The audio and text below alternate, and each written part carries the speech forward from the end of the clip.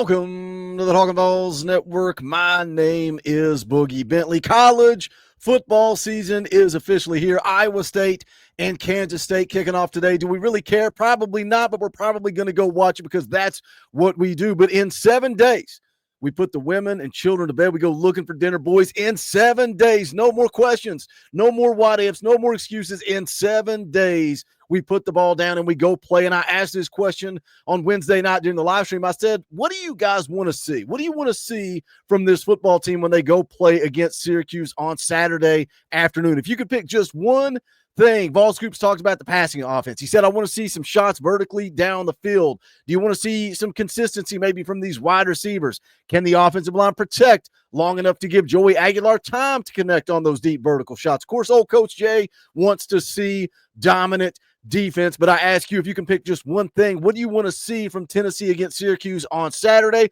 Look, and I get it. Most of the media is not buying in. Most of the headlines look like this right here. Tennessee's 2025 season will be one to forget. National College Football Analyst thinks the Vols are going to have a bad season. That's CBS's Brad Crawford said regression is coming for the Vols after reaching the college football playoff last season, which automatically puts 2025 expectations in unreasonable realm. 4 games against preseason top 20 teams from the SEC will ultimately determine the Vols' fate. Expecting another finish inside the playoff conversation might be too much to ask. Says from preseason top 20 to unranked at year's end, Tennessee's 2025 season will be one to forget after making its first college football playoff appearance last fall. And look, I get it. Right, I understand. From the outside looking in, QB1 left after spring camp. You can look at it on paper. You're only returning one starter on the offensive line, Lance Hurd, who struggled at times last year. But why? Why did he struggle at times? Well, he was banged up most of the season. Lance Hurd has a chip on his shoulder, and I can't wait to see what he looks like in 2025. You've only got 7 scholarship wide receivers. Again, when you look at it on paper, 3 of those scholarship wide receivers are true freshmen. Staley, Brazel, Matthews, all banged up at one point or the other during fall camp. On paper, it's easy to not buy into what this football team is. But what did this football team live on? What did they live on in 2024? Wasn't quarterback play.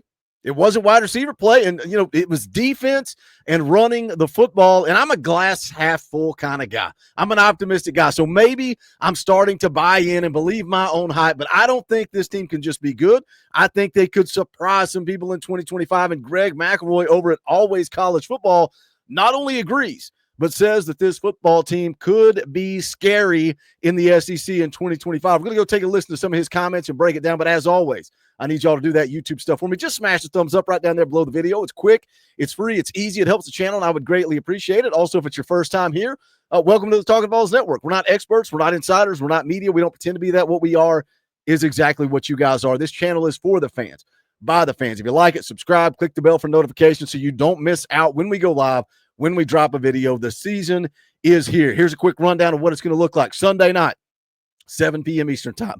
Fan call-in, members-only stream. Only the members of the channel get to join. Come hang out. It is your show.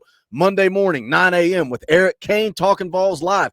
Tuesday night, we play EA Sports College Football. Wednesday at 7 p.m. Eastern time, Talkin VAWLS live. Saturday is game day, but Friday morning, we're going to get you geared up. Friday morning, 10 a.m. Me, Coach Jay Falming, and then Saturday game day, a tailgate show an hour before kick, and a live post-game show immediately following the game. So tons of content right here on the Talkin VAWLS Network. Buckle up and let's get ready for a fun year. But let's go take a listen to what Greg McElroy had to say. You can see the tweet on the screen.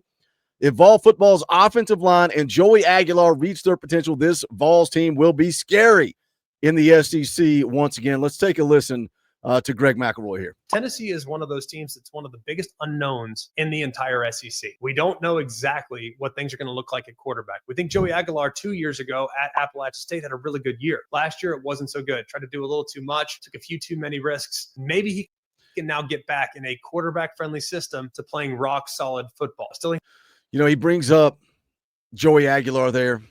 Tried to do a little bit too much. And, you know, I've talked a lot about on this channel that he had a lack of talent around him. That's just the reality. But also some of you guys I've seen in the comment section have talked about App State played a lot of games from behind a year ago. I was watching the film guy do a breakdown on Tennessee. A lot of you guys I know have watched that video as well. And he points out in the first clip, he's like, look, you're 30 seconds into the game against ECU and you're already down 7-0. It was that way all year long for Joey Aguilar and App State, always playing from behind, always being asked to do too much, always trying to be the superhero. That's why 2024 looked the way it did. That's why App State has a brand new head coach this season. Is Joey going to win the Heisman at Tennessee? I don't think so. Probably not. But I think he could turn some heads in this offense. Let's hear more from Greg McElroy. I think they're going to be great at running back, even though Dylan Sampson is gone. I still like what they have at wide receiver. I think they should be just fine there. I am also going to be curious to see how things work out along the front seven defensively. I think they're really good at linebacker, but there's some star power loss with James Pierce off to the NFL. I don't think that's a group, though, that's going to fall off a cliff. If they can adequately replace the pieces lost along the offensive line, and Joey Aguilar can look like he did in 23 as opposed to 24, this team will remain a problem in the Southeastern Conference. Again, defense and running the football. He mentions running the football. We know this is a running football team. 200-plus yards per game each of the last 4 seasons. Over 2,000 rushing yards each of the last 4 seasons. First time in school history that Tennessee has ran for over 2,000 yards in 4 straight seasons. Now, 2022, they ran for 199.5 yards per game. So don't call me out on my stats. I'm going to round up. We're going to count it. We're going to count that as 200-plus rushing yards per game the last 4 seasons. And, yeah, everybody, like, again, man, on paper, it's from the outside looking in, right? It's easy to look and say Dylan Sampson rushed for almost 1,500 yards last season. It's easy to point and say you can't replace that. Well, I don't care. I don't care about Dylan Sampson because guess what? Jalen Wright did it in 2023. Jalen Wright and Jabari Small combined to do it in 2022. Like, Tennessee is always going to have success running the football under Josh Heupel. So I don't care if it's 1 running back like Dylan Sampson, if it's 3 running backs, 2 running backs, 12 running backs. I do not care. You are set up to have success running the football in Josh Heupel's scheme. So I think they're going to have success doing it once again. Offensive line, I've said it 100 times. I've said it since we landed Wendell Moy, since we landed Sam Pendleton. This offensive line is going to be improved in 2025. Just because it's new, just because it's different, doesn't mean it can't be better. I trust this offensive line. I am excited about this offensive line. But Greg McElroy also mentioned the defense. Let's go over and take a listen to another clip that he put out. With a great front seven defensively, Greg McElroy is feeling better and better about the Vols going into the season. How do you guys feel? We're 7 days away. Greg McElroy sees it. He sees that this Tennessee team can be good in 2025. Let's take a listen. At number 21 are the Tennessee Volunteers. I'm starting to feel a little bit better about what Josh Heupel and company bring back this year. And part of that has to do with what I love, and that's their front seven defensively. What they had last year, you see James Pierce. Lost a bunch of other guys on the interior. You got to dive a little bit deeper. And you look at Tim Banks and his history of playing 10, 11, 12 guys along the defensive front, how to kind of keep guys fresh, but also accelerate the development of some of their young guys. And now you see some young guys who are poised, I think, for a potential breakout season. Jackson Moy, as a freshman last year, made a lot of really nice plays. You got a 5-star in David Hobbs that can add some firepower. Joshua Josephs, he's now going to be thrust into that lead role. And you got other 5-stars that are waiting for their opportunity. So I think the defensive front remains a strength. And you go to the second level where Arian Carter and Jeremiah Thielander both return it. So I love their front seven defensively.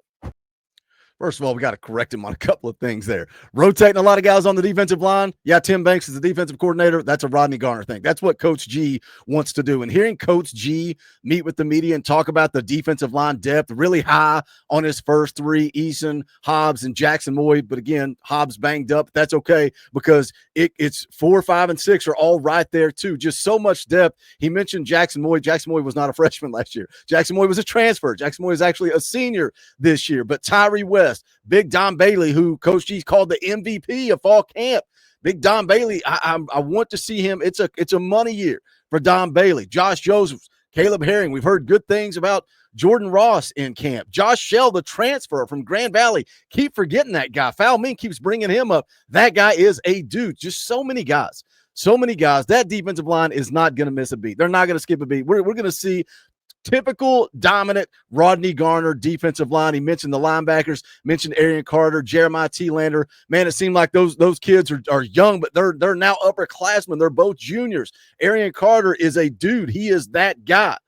He has the opportunity to be one of the best linebackers in Tennessee history. Yes, I said it. Behind him, Edwin Spillman, I think, is a guy that you're not going to keep off the field. You are not going to be able to keep Edwin Spillman off the field. The secondary, I think at corner, I think the addition of Colton Hood in the transfer portal is huge. Hopefully, Boo Carter continues to do what he's supposed to do and gets back out there on the field. I don't think he starts against Syracuse. Is he suspended against Syracuse? I don't know. But Colton Hood, Jermod McCoy, you get him healthy. Ricky Gibson, Boo Carter, man, our corners are elite. Some of the best in the country. How is the safety play? What does Idris Farouk look like? Does Andre Turrentine take a step? At the bottom line, I think the front seven in this defense is nasty, and it gives Tim Banks the opportunity to get creative on defense when you got a guy like Colton Hood, like Ricky Gibson, like Jermod McCoy back there on the back down, locked down on an island at the corner position. I think we continue to live on dominant defense. I think we continue to live on running the football. Can Joey Aguilar do enough to take us to the next level? What are your thoughts? Jump in the comment section. Let's talk about it. As always, smash the thumbs up on the way out the door. You can go check out the official merchandise of the Talkin VAWLS Network, bonfire.com/store/Talkin VAWLS. You can also support by becoming a member of the channel. Hit that join button down there below. It's right beside subscribe. Only $1. That's it. $1 a month. You get access to the Sunday night shows. They are a train wreck. They are a car crash. They are unfiltered, but they are a lot of fun. So come join us Sunday night. All the links are in the description below, but that is going to do it for this one. This is the Talkin VAWLS Network. My name is Boogie Bentley. Go Big Orange.